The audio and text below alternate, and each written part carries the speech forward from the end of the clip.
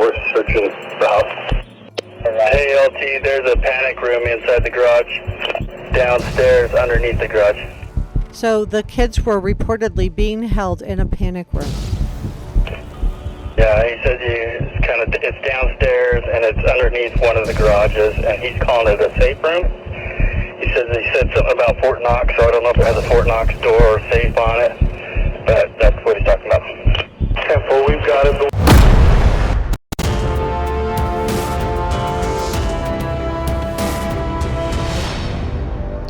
This is Reporter Room with Jessica Della Davies. Hello, Reporter Room investigators. My name is Jessica Della Davies. I'm an investigative journalist. My job is to investigate crimes, crime scenes, and potential suspects and show you how to do the same thing. If you haven't subscribed, please do. Like, share, and leave a comment. Let's get into this.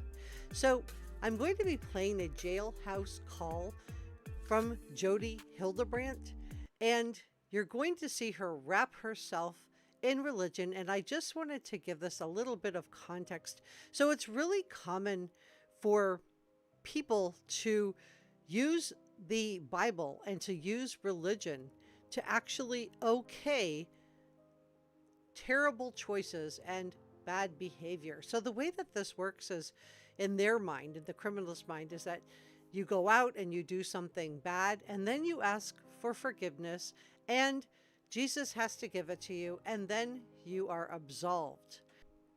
This is really, really common in people, and you can hear Jodi using this to okay her behavior. And what you don't hear from Jodi is just as interesting. What you don't hear is any empathy or kindness toward her victims. Let's listen to Jodi Hildebrandt. This is a call from and paid for by Jodi Hildebrandt, an inmate at Purgatory Correctional Facility. This call is subject to recording and monitoring. If you don't wish to talk, hang up now. Thank you for using Telmate. are you there? Yep, there you are. Okay, yeah. Okay, so the Lord says that first they'll lay their hands on you and persecute you, delivering you up to the synagogues and into prisons, being brought before kings and rulers for my name's sake.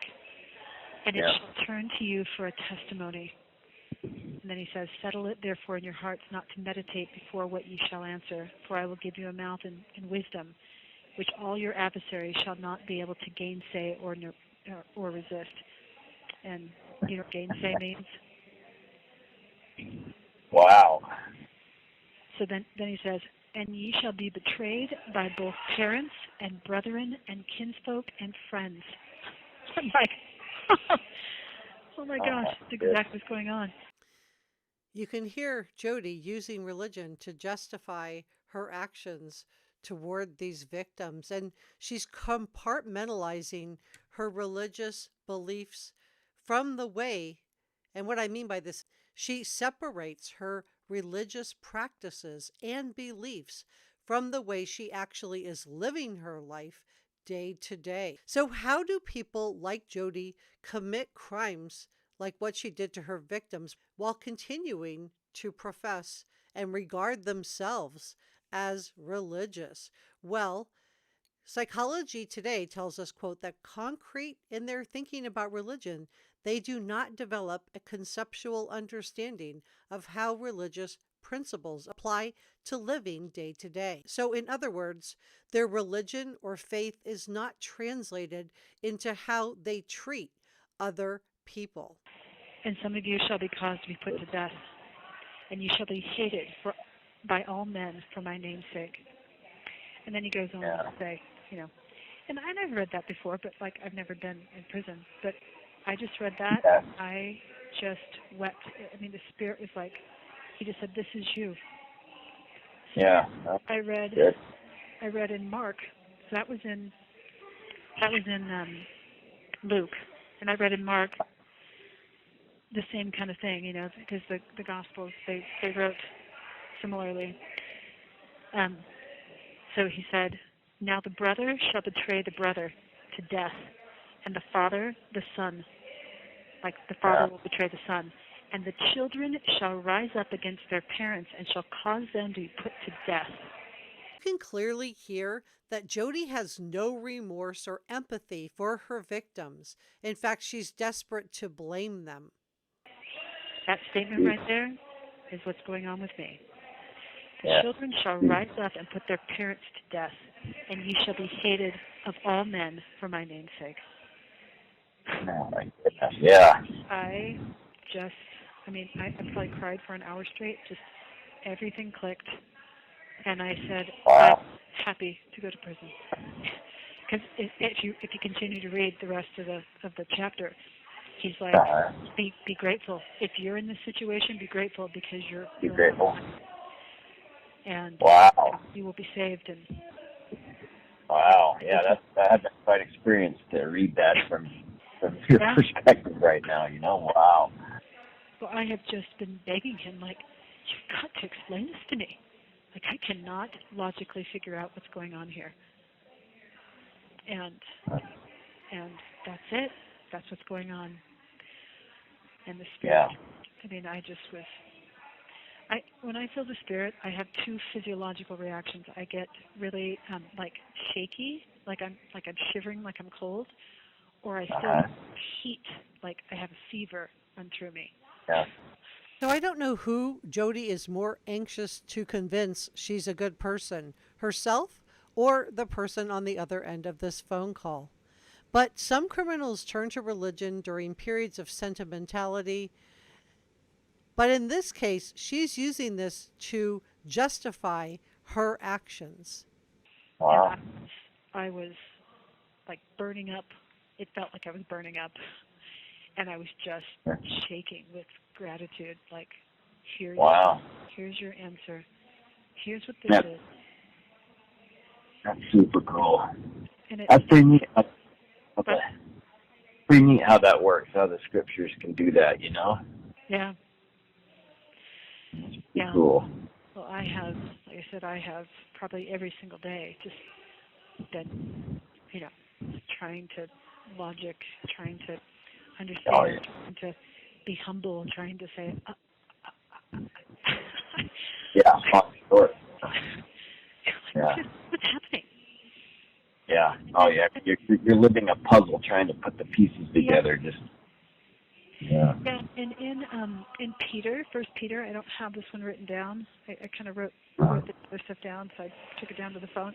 But in First Peter, chapter 4, between verses 12 and 19, I can't remember exactly how he says it, but he's like, when you have something happen to you and it just feels like it's random, it's not random. Like this is intentional.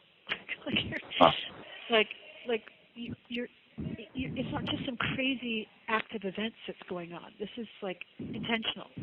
And that First Peter chapter 4 was another one of the footnotes to refer to, that reinforced all this other stuff.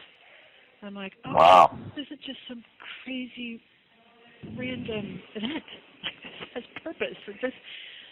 Jodi is absolutely adamant that this has to be some type of crazy random event and that this can in no way be the result of her own actions toward her victims.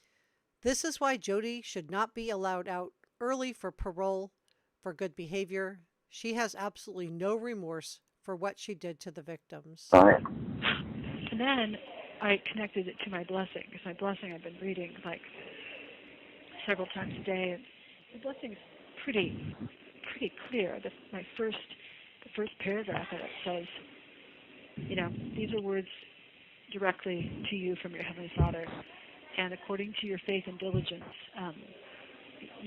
they'll either be a comfort to you or they won't be. So however much diligence and faith you want to put in them. And then the next paragraph talks about, it says, you are a special spirit, chosen and reserved for these last days and sent forth to the earth in great clouds of glory to share the gospel and prepare the people for the return of the Savior. And then it says, one of the reasons you were sent here is to share the gospel. The strongest message you will ever teach is the power of your example.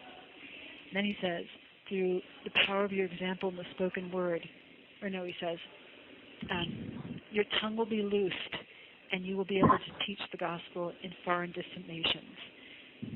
And then he says, through the power of your example and the spoken word, you will be a great tool in the hand of the Lord in teaching the gospel to many. So this whole paragraph about an example, an example, an example, I'm like, well, what's a better example than to go to prison unjustly and then go teach the gospel? Go teach the gospel. Like, yeah. Plan on doing it.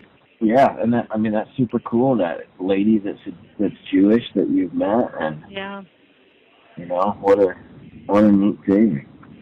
Yeah. Thank you so much for joining me today. Please subscribe and let me know what you think about all of this in the comment section below, and I will see you next time. Bye.